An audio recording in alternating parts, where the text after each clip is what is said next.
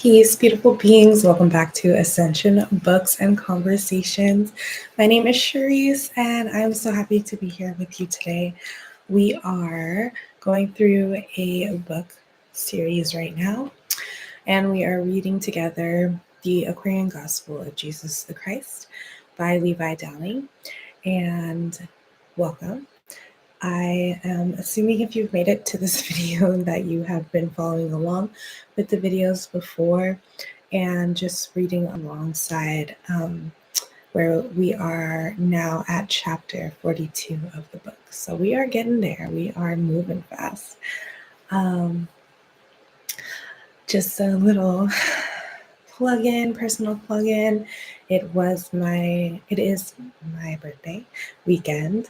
I just turned 30 yesterday, so I have been just kind of riding the waves of the birthday energies and also the full moon energies, and just receiving whatever it is that I am meant to receive. Today has been very reflective and very just relaxing and tapping into rejuvenation. And so I'm glad that I have this time to set aside to be here with you and share this wonderful story that has so many gems that are great to reflect on in our own lives, and where we can see the lessons play out in our own outward and inner journeys with ourselves and with others. So if you're here, thank you for being here. Please don't forget to subscribe, or if you already subscribed, please like the video so that it can circulate around the YouTube energy channels and find those that it is meant to find. For those of you who may not know, the PDF is down below in the description box, always free and open and there for you whenever you are called to read it. So we will be reading from that PDF together. We'll just go ahead and get right into it. For the title, I know that the next two chapters are its own section, and was kind of thinking about only doing those two today, but with my actual birthday celebration happening next Sunday, I may not have the time or capacity to come on in the morning before I host my event, which is going to be throughout the whole day. So maybe I'll stick around a little bit longer here today and move through the second section after this. So we'll fill it out. We'll be here together. We'll go ahead and open up the story and get into it. So we ended the last chapters. The last section was Jesus' life and works in not Assyria, Persia. And now we're moving into Jesus' life and works in Assyria. So I will probably find a map of Assyria during that time somewhere online and put it in the description box below too, if you're curious about where he was traveling to and from during this time. The last time we were given his age, he was about 24. So we'll move forward to section 9, Life and Works of Jesus in Assyria, chapter 42. Just need to make it a little bit bigger. Okay, there we go. Jesus bids the Magians farewell, goes to Assyria, teaches the people in Ur of Chaldea, meets Ashbina, with whom he visits many towns and cities, teaching and healing the sick. In Persia, Jesus' work was done, and he resumed his journey towards his native land. The Persian sage went with him to the Euphrates. Then, with a pledge that they would meet again in Egypt land, the master said farewell. And Caspar went his way onto his home beside the Caspian Sea. And Jesus soon was in Chaldea, cradle land of Israel. In Ur, where Abraham was born, he tarried for a time. And when he told the people who he was and why he came, they came from near and far to speak to him. He said to them, "We all are kin. 2,000 years and more ago, our father Abraham lived here in Ur, and then he worshiped God the One and taught the people in these sacred groves. And he was greatly blessed, becoming father of the mighty hosts of Israel. Although so many years have passed since Abraham and Sarah walked these ways, a remnant of their kindred still abides in Ur. And in their hearts, the God of Abraham is still adored, and faith and justice are the rocks on which they build. Behold this land. It is no more the fruitful land that Abraham loved so well. The rains come not as in the former times, the vine is not productive now, and withered are the figs. But this shall not forever be. The time will come when all your deserts will rejoice, when the flowers will bloom, when all your vines will bend their heads, and with luscious fruit, shepherds will again be glad." And Jesus preached to them the gospel of goodwill and peace on earth. He told them of the brotherhood of life, and of the inborn powers of man, and of the kingdom of the soul. And as he spoke, Ashpenaz, greatest sage of all Assyria, stood before his face. The people knew the sage, for he had often taught them in their sacred halls and groves, and they rejoiced to see his face. Ashpenaz said, "My children of Chaldea, hear. Behold, for you are greatly blessed today, because a prophet of the living God has come to you. Take heed to what this master says, for he gives forth the words that God has given him." And Jesus and the sage went through the towns and cities of Chaldea and of the lands between the Tigris and the Euphrates. And Jesus healed a multitude of people who were sick. Chapter 42. Beautiful. I'm just going to move on to chapter 43 because it's very straightforward. Jesus and Ashpenaz visit Babylon and remark its desolation. The two masters remain in company 7 days. Then Jesus resumes his homeward journey, arrives in Nazareth. His mother gives a feast in his honor. His brothers are displeased. Jesus tells his mother and aunt the story of his journeys. The ruined Babylon was near, and Jesus and the sage went through her gates and walked among her fallen palaces. They trod the streets where Israel once was held in base captivity.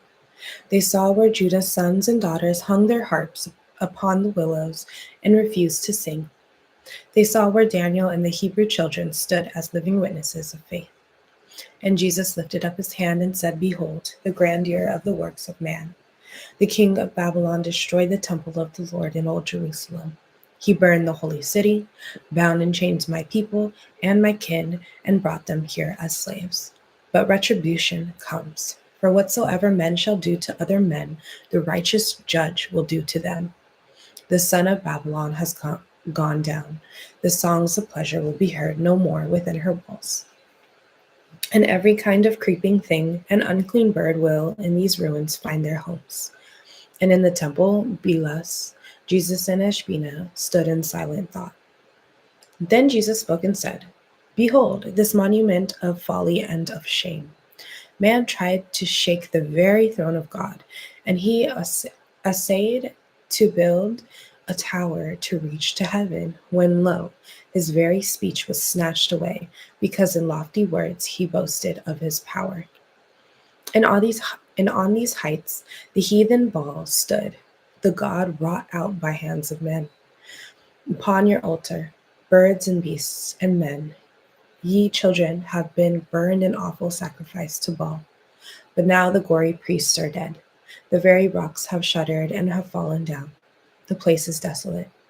Now in the plains of Shinar Jesus tarried yet for 7 days, and with Ashpenaz meditated long upon the needs of men and how the sages could best serve the coming age. Then Jesus went his way, and after many days he crossed the Jordan to his native land. At once he sought his home in Nazareth. His mother's heart was filled with joy. She made a feast for him, inviting all her kindred and her friends.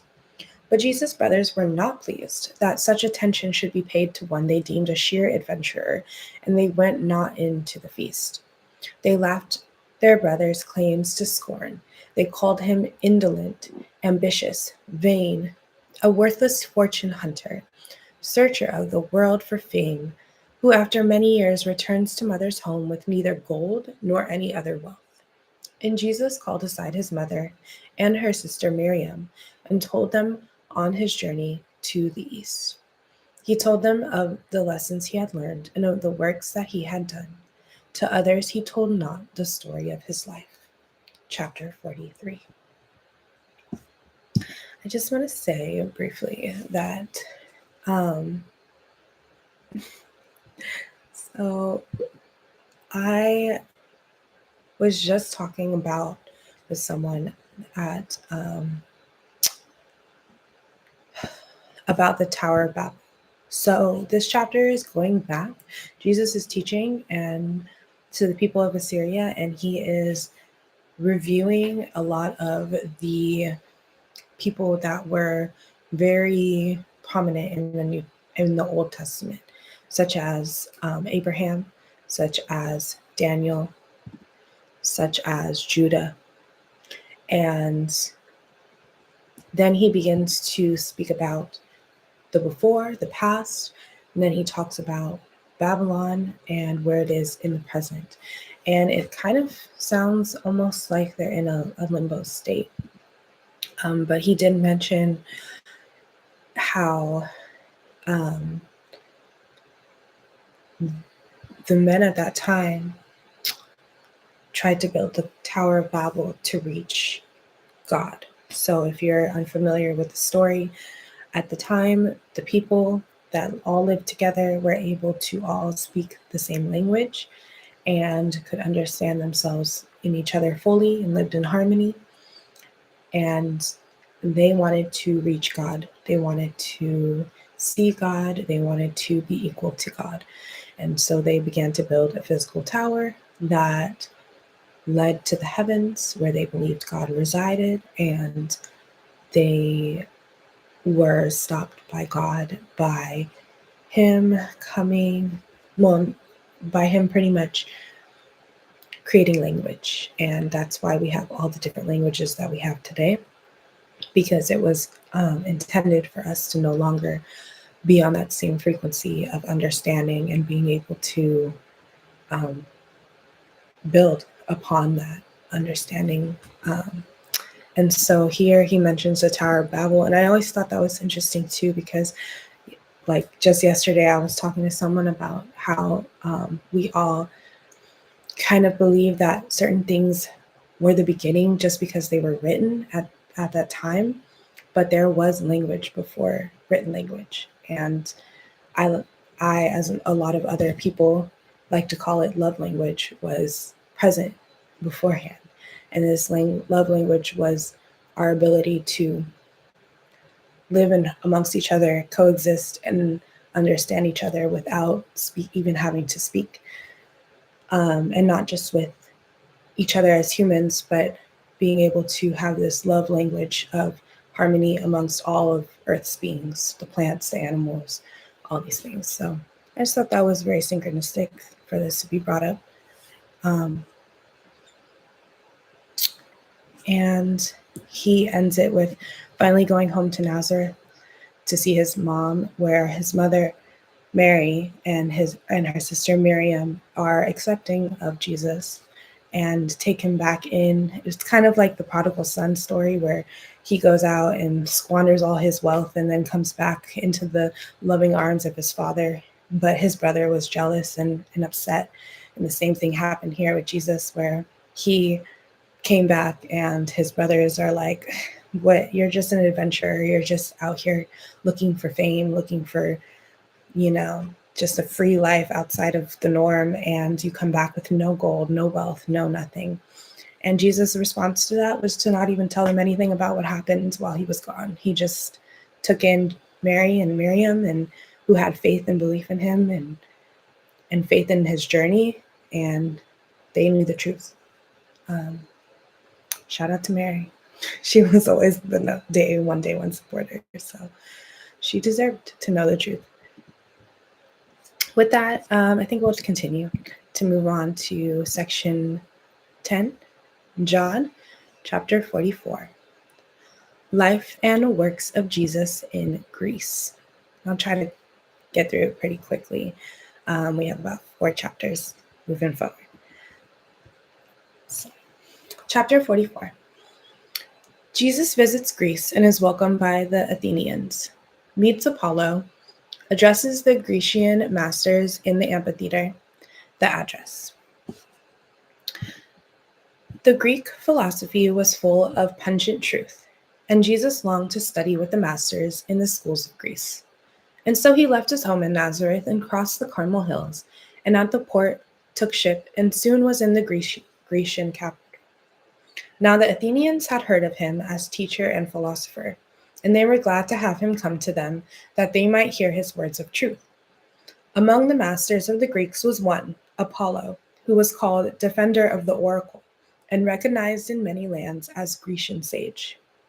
Apollo opened up for Jesus all the doors of Grecian lore, and in the Areopagus he heard the wisest masters speak. But Jesus brought to them a wisdom greater far than theirs, and so he taught. Once in the amphitheater he stood, and when Apollo bade him speak, he said, Athenian masters, hear. In ages long ago, men, wise in nature's laws, sought out and found the place on which your city stands. Full well you know that there are parts of earth where its great beating heart throws heavenward etheric waves that meet the ethers from above, where spirit, light, and understanding, like the stars of night, shine forth. Of all the parts of earth, there is no place more sensitized, more truly spirit blessed than that where Athens stands. Ye, all of Greece is blessed. No other land has been the homeland of such mighty men of thought as grace your scrolls of fame. A host of sturdy giants of philosophy, of poetry, of science, and of art were born upon the soil of Greece, and rocked to manhood in your cradle of pure thought. I came not here to speak of science, of philosophy, or art. Of these you are the world's best masters now. But all your high accomplishments are but stepping stones to worlds beyond the realm of sense, are but elusive shadows flitting on the walls of time. But I would tell you of a life beyond, within, a real life that cannot pass away. In science and philosophy, there is no power strong enough to fit a soul to recognize itself or to commune with God. I would not stay the flow of your great streams of thought, but I would turn them to the channels of the soul. Unaided by the spirit breath, the work of intellection tends to solve the problems of the things we see and nothing more. The senses were ordained to bring into the mind mere pictures of the things that pass away. They do not deal with real things. They do not comprehend eternal law. The man has something in his soul, a something that will tear the veil apart, that he may see the world of real things. We call this something spirit consciousness. It sleeps in every soul and cannot be awakened till the holy breath becomes a welcome guest. This holy breath knocks at the door of every soul, but cannot enter in until the will of man throws wide the door. There is no power in intellect to turn the key. Philosophy and science both have toiled to get a glimpse behind the veil, but they have failed. The secret spring that throws ajar the door of soul is touched by nothing else than purity and life, by prayer and holy thought. Return, O mystic stream of Grecian thought, and mingle your clear waters with the flood of spirit life, and then the spirit consciousness will sleep no more, and man will know, and God will bless. When Jesus had thus said, he stepped aside. The Grecian masters were astonished at the wisdom of his words. They answered not. Chapter 44. Great. So, pretty much, just briefly summarizing this chapter. Jesus decided he wanted to study in Greece, I'm assuming because he knew of their greatness in terms of their philosophies, their sciences, and their art. And because he's just traveling from place to place, taking in all the wisdom, but also naturally teaching in every space that he comes into. And he meets Apollo, and Apollo is already wise in the eyes of his community. And they all come together to listen to Jesus speak on how he says that they are the masters of that in science and philosophy, but they are missing the spirit consciousness aspect of their lives. And that is what he came to teach them. And he says that in science and philosophy, there's no power strong enough to fit a soul to recognize itself or to commune with God.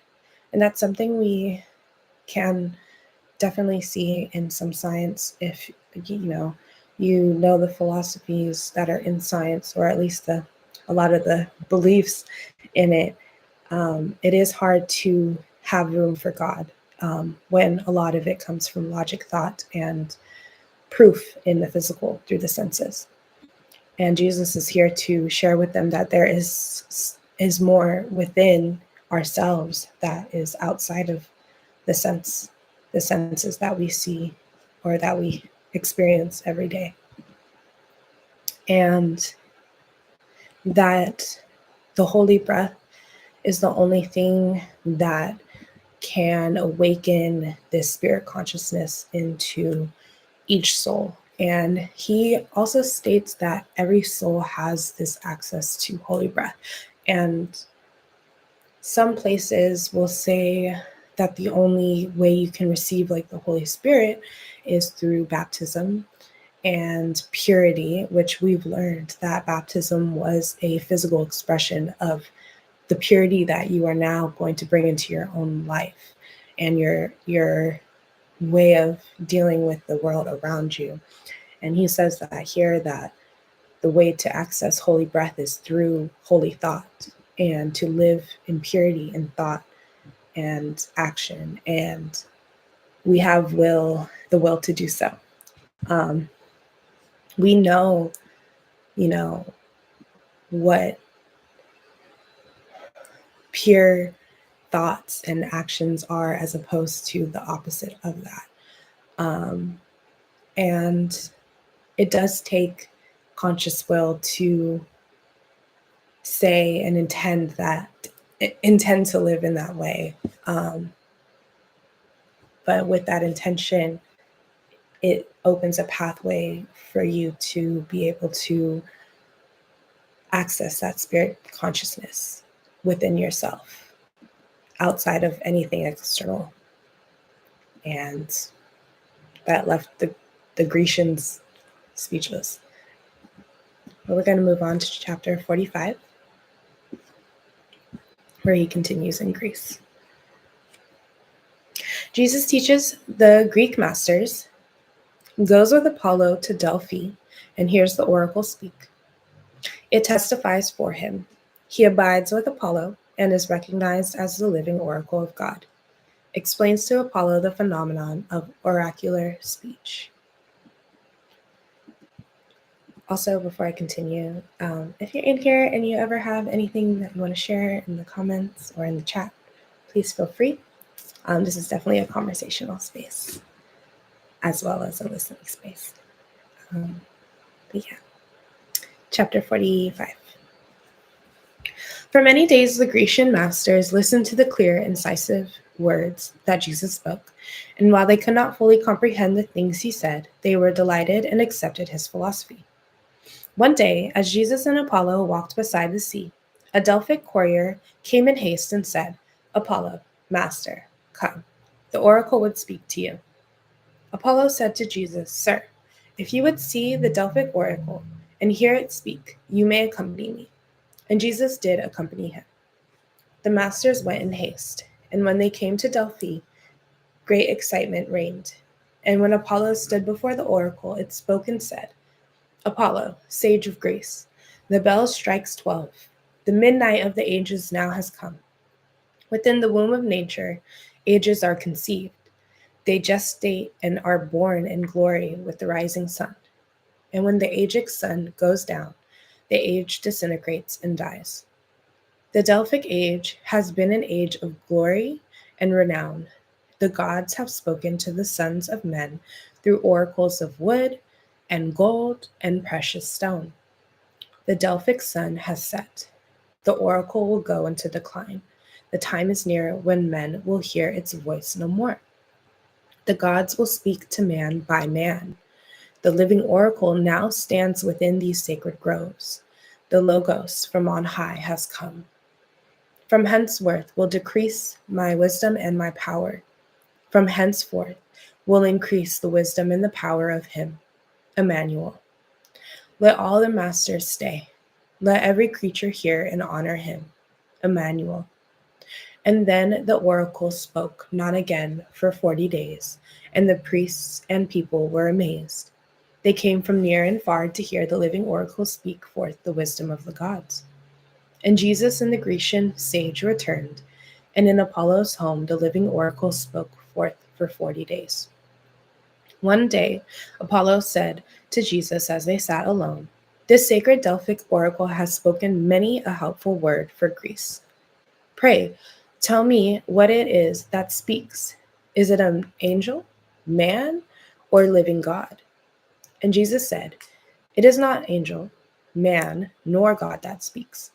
It is the matchless wisdom of the master minds of Greece, united in a master mind. This giant mind has taken to itself the substances of soul, and thinks and hears and speaks. It will remain a living soul while master minds feed it with thought, with wisdom, and with faith and hope. But when the master minds of grace shall perish from the land, this giant master mind will cease to be, and then the Delphic oracle will speak no more." Chapter 45. So,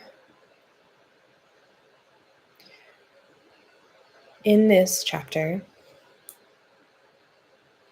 there is the Delphic age that is mentioned. And as we know from just learning about this story that we're reading here, the Aquarian gospel of Jesus the Christ comes now because we are in the Aquarian age. And here is mentioned that the Delphic age had a Delphic oracle. And the Delphic oracle was expressed as one spirit that was manifest from all of the minds and consciousness of those that were masters in Greece. That in itself is already a pretty powerful perspective to have, because Jesus claimed that not only was this created through the consciousness of the collective mind, but also that when these masters are no longer present in that land together, then that oracle is no longer present either. And it kind of plays on the idea of our collective mind and the things that we can create together, whether it's in harmony or not, because we're always co-creating here together. And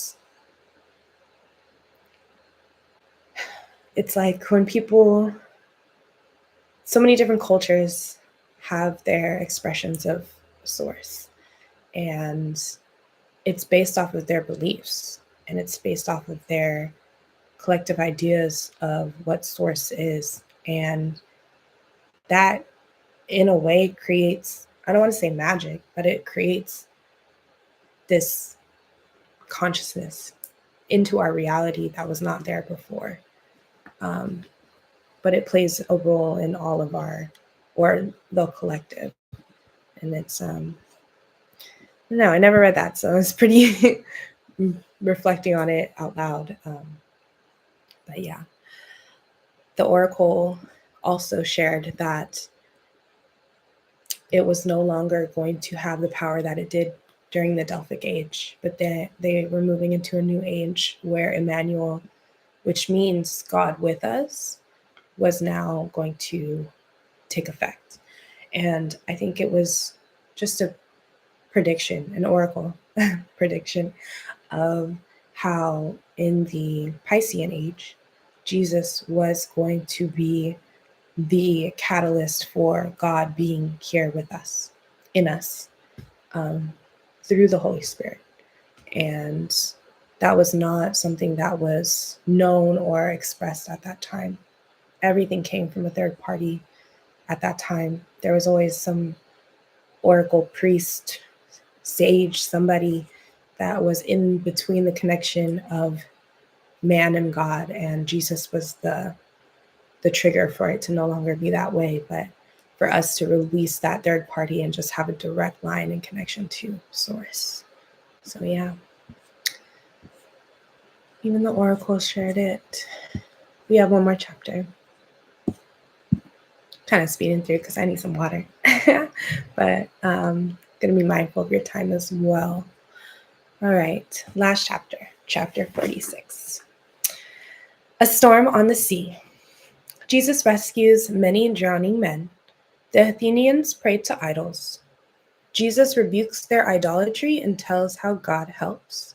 His last meeting with the Greeks. Sails on the vessel Mars. It was a holy day, and Jesus walked upon the Athens beach. A storm was on, and ships were being tossed about like toys upon the bosom of the sea. The sailors and the fishermen were going down to watery graves. The shores were strewn with bodies of the dead. And Jesus halted not, but with a mighty power he rescued many a helpless one, oft bringing back to life the seeming dead. Now, on these shores were altars sacred to the gods supposed to rule the seas. And men and women, heedless of the cries of drowning men, were crowding all about these altars, calling on their gods for help. At length, the storm was done, and all the sea was calm, and men could think again. And Jesus said, "You worshippers of wooden gods, how has the fury of the storm been lessened by your frantic prayers? Where is the strength of these poor, weather-beaten gods with painted swords and crowns? A god that could abide in such a little house could hardly hold a frantic fly, and who could hope that he could hold at bay the lords of wind and waves? The mighty powers of worlds unseen do not give forth their help till men have done their best. They only help when men can do no more. And you have agonized and prayed around these shrines and let men sink to death who might have been, by your assistance, saved. The God that saves dwells in your souls and manifests by making use of your own feet and legs and arms and hands. Strength never comes through idleness, nor through a waiting for another one to hear your loads or do the work that you are called to do. But when you do your best to bear your loads and do your work, you offer unto God a sacrifice well pleasing in his sight. And then the Holy One breathes deep upon your glowing sacrificial coals and makes them ablaze aloft to fill your souls with light and strength and helpfulness. The most efficient prayer that men can offer to a God of any kind is helpfulness to those in need of help. For what you do for other men, the Holy One will do for you. And thus, God helps. His work in Greece was done, and Jesus must go on his way to Egypt in the south. Apollo, with the highest masters of the land and many people from the varied walks of life, stood on the shore to see the Hebrew sage depart, and Jesus said, "The Son of Man has been in many lands, has stood in temples of a multitude of foreign gods, has preached the gospel of goodwill and peace on earth to many people, tribes, and tongues, has been received with favor in a multitude of homes, but Greece is, of them all, the royal host. The breadth of Grecian thought, the depth of her philosophy, the height of her unselfish aspirations have well fitted her to be the champion of the cause of human liberty and right. The fates of war have subjugated Greece, because she trusted in the strength of flesh and bone and intellect, forgetful of the spirit life that binds a nation to its source of power. But Greece will not forever sit within the darkness of the shadow land as vassal of a foreign king. Lift up your heads, you men of Greece. This time will come when Greece will breathe the ethers of the holy breath and be a mainspring of the spirit power of earth.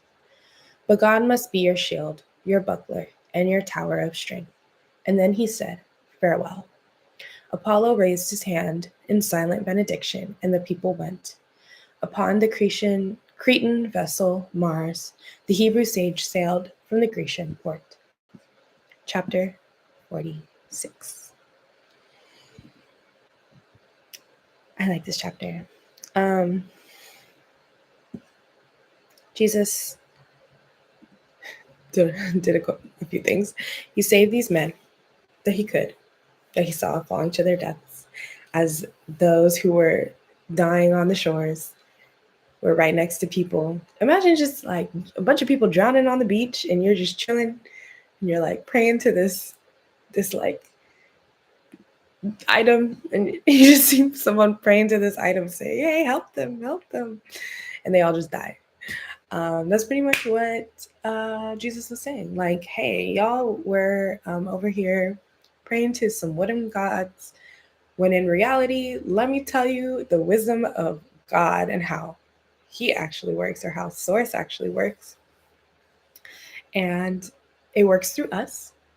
So this is one of my favorite lessons to reiterate, because, and I've fallen prey to this as well growing up as a Christian, in believing that I can just pray to God and things will just happen.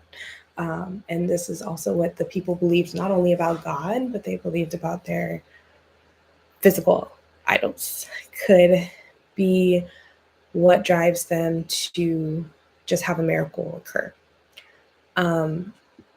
But here in verse 11, it says, the mighty powers of worlds unseen do not give forth their help till men have done their best. They only help when men can do no more. Meaning that we as people, especially with a lot of the lessons that are coming out now, new age lessons such as the law of attraction or manifestation, just putting the intent out there and the prayer out there is not enough. And I think that's a lot of what some people are missing in their manifestations, is they believe that they can just say it and think it, affirm it, and it'll come.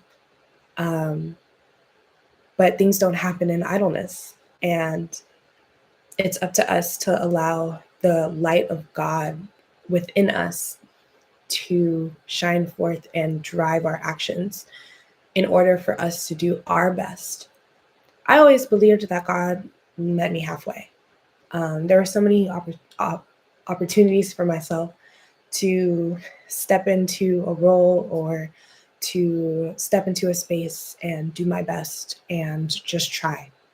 And there have been many times where I had too much fear to even ever do that. And in those moments of fear, nothing happened. In those moments of fear, I felt stuck, stagnant. But in those moments where I decided to just step forth and try, God met me halfway a lot of the time, whether it was through another person, where it says here that God works from man to man. And we see that all the time. Sometimes we call them earth angels, but this is God working through people to help us on our paths, have an exchange of whatever it is that person needs at that time. And here Jesus says that when you see someone in need, help them.